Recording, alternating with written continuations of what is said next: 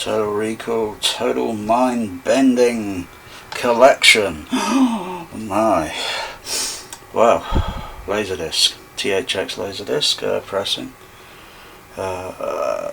DVD release. And then I think followed on a Blu-ray. But there was a HDVD, but I avoided that format warring. I don't think either of these pressings here are decent, because the mono surround 70mm format 42, the mono surround, they botched it up because it sounds like it's all the high range going from 500Hz upwards sounds like it's filtered off. Yeah, sounds like it's filtered off, which kind of like I could get into in a moment. Total Recall Laserdisc loaded up, ready. Hope it spins. Magic. Magic's sleeping down there, he's having a cat nap.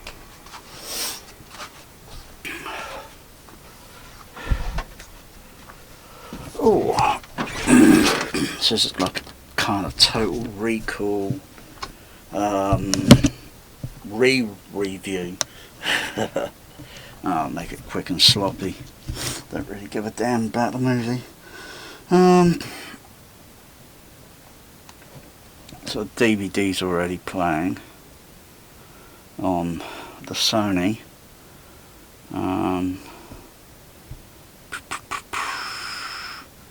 It's seen. I know. So really lousy menus on this. Really lousy. Just go right into it, so avoid pressing play and then you get some more. Oh god, even though you get that, got it on mute at the moment so I don't hear that stupid music with this, because it just totally ruins the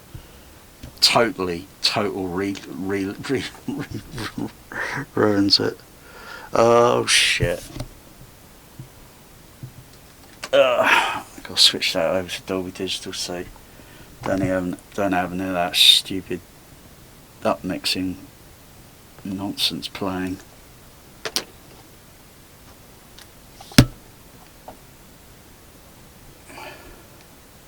Oh, I'm surprised they had a TriStar, you know. Got a TriStar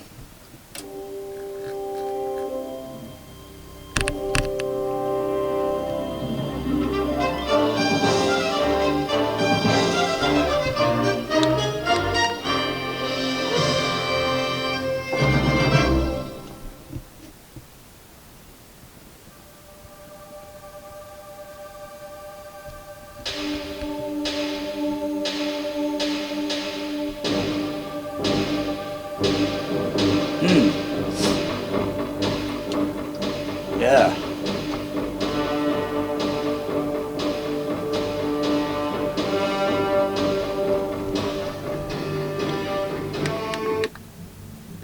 So I'll turn it up a bit if you can hear it.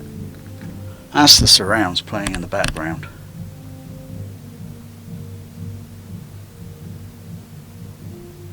What the heck did they do? I mean, talk about proofreading. Don't they ever proof listen?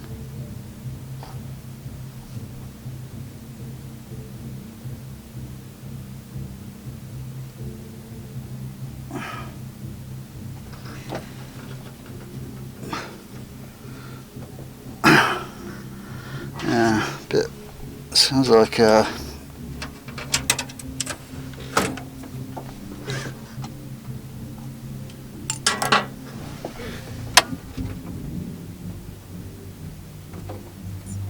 I've got crossover filters in there.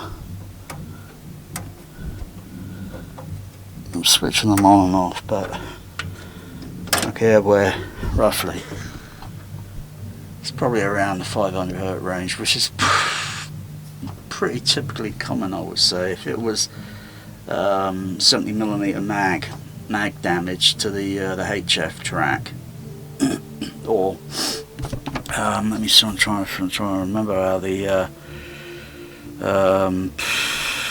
So now you would have a conventional surround track mono on the 70mm, and that'd be on one track of one side of the film print, and then you got the baby boom, the baby boom tracks, and then you got the then that's got a special crossover filtering, not on the film track, not on the but on the Dolby Cinema Processor CP200. The ISO is not very good on this camera. Can't really see the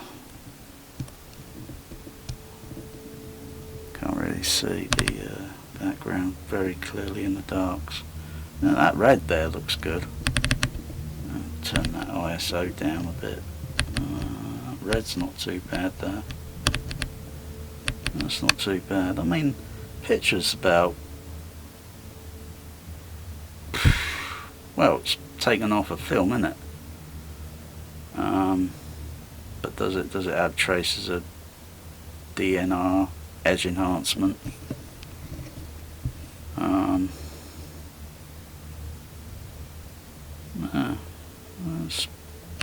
I've seen far worse. I like the little flicker in the up there, and the to create the atmospheric effect. Oh yeah, the baby boom's activating the LFE bit along with the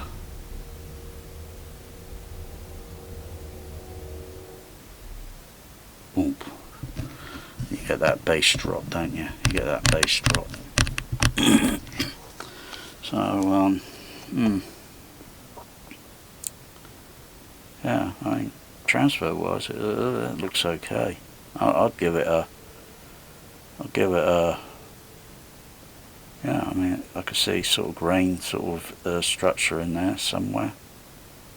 Oh, I like grain. Gotta be a fan of grain structure, because it's film. It's not filmed digitally. They didn't have big time digital, cameras back then. I like the way they use all these CRT monitors, and then they turn them over on this side and then get the video image then to fit, because that's just a big CRT monitor in there. Turn on its side, a small CRT, turn on its side, that's why the screen is curved slightly. Wow.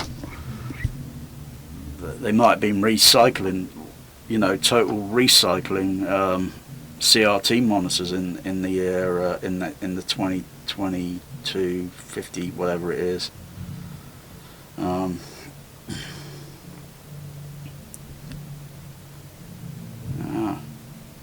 He's not Schwarzenegger. Give me my mind. It's really distracting listening to the mono surrounds this way with no top end. I've tried to even, but that's just not doable, because the rest of the track's not there, because it's probably got damaged on the, or may not have got damaged.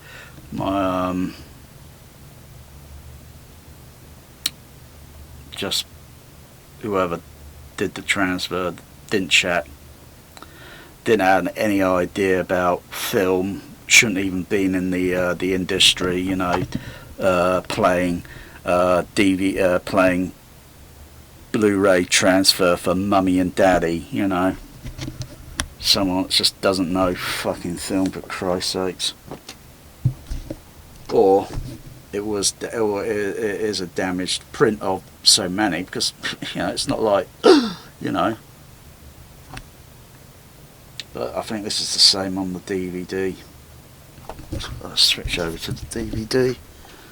I think it's the same issue, and they never bothered to correct it.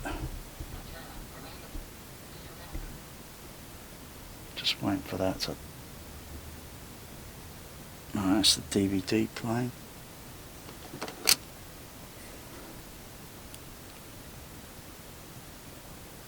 Amazing, the chapters. Wow, I didn't think it was gonna almost similar to because one's playing at a slower frame rate and one's playing at a slightly higher frame rate. On the DVD it'd be slightly higher frame rate by 4% speed up. But still the same mess. Where the flipping all, you know, talk about bass, you know. But this has got lows, but it's got no mids and highs because the so if this is from the DVD and then you go over to, so they must have had the same digital master tape or whatever. So I forgot what year this DVD was released. It was released a year, maybe 2 years before the Blu-ray. So it's interesting tracking it back to, like, lack of checking it out, and the studio that did the transfer. It looks very dark. I might have the what's it turned on this options, no options. Video equalizer. Yeah, let's just turn that brightness up a bit.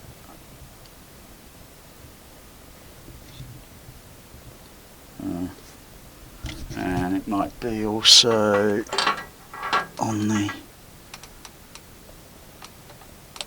here.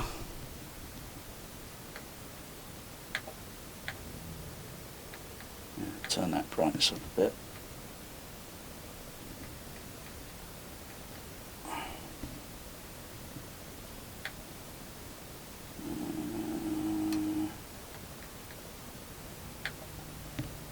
Take down that enhancement thing.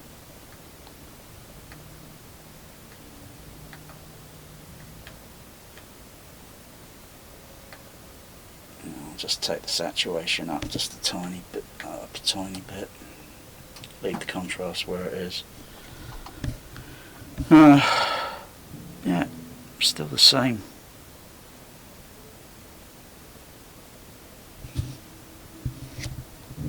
Still the same with, you know. I'll flip over to the Laserdisc now. Of course, you know, if I switch those films to Matrix, Dolby Stereo Matrix, you know, all that, you know, that sound surround on the mono Matrix surround, you know, all the low, mid, and high is all going to be there. It's because you're switching over to the discrete sound mix, yeah, and it's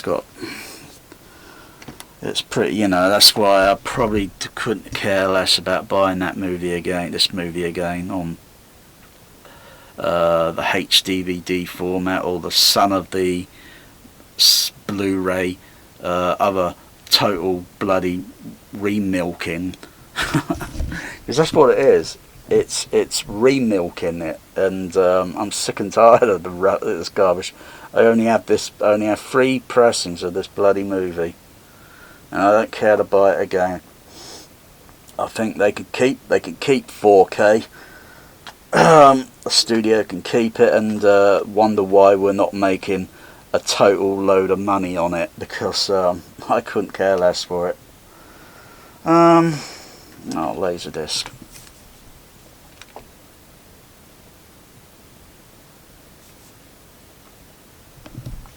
If it closes, it doesn't have a hiccup. I think I've got to go and hit it. I'll try it again. It's still got a problem with the tension. I've got to change the belt. No, I know what it's doing. It's going because it hasn't got enough tension on the hasn't got enough tension to turn the cogs. Spin the servo motor's okay. It's just the belt. I've just got to change the belt on it.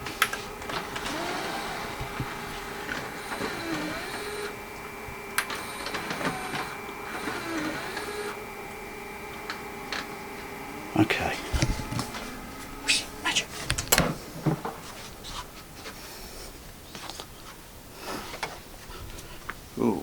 Laserdisc.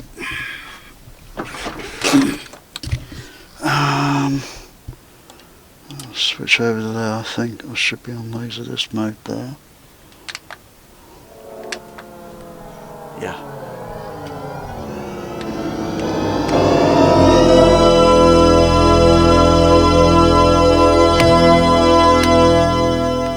And oh, I've got to change the aspect ratio. So play that again. Remote.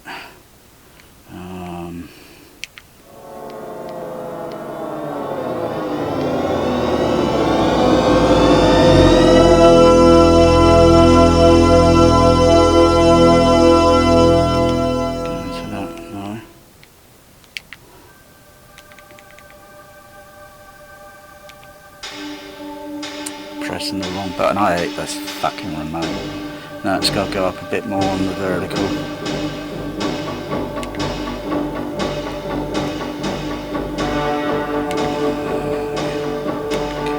Come on.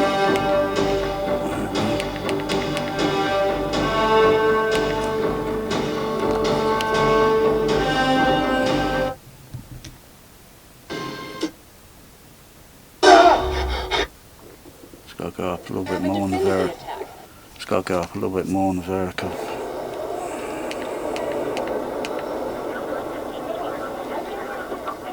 Yeah, that's about right.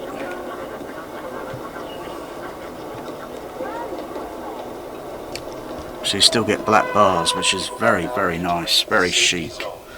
Yeah, it's very chic to have black bars on the, you know.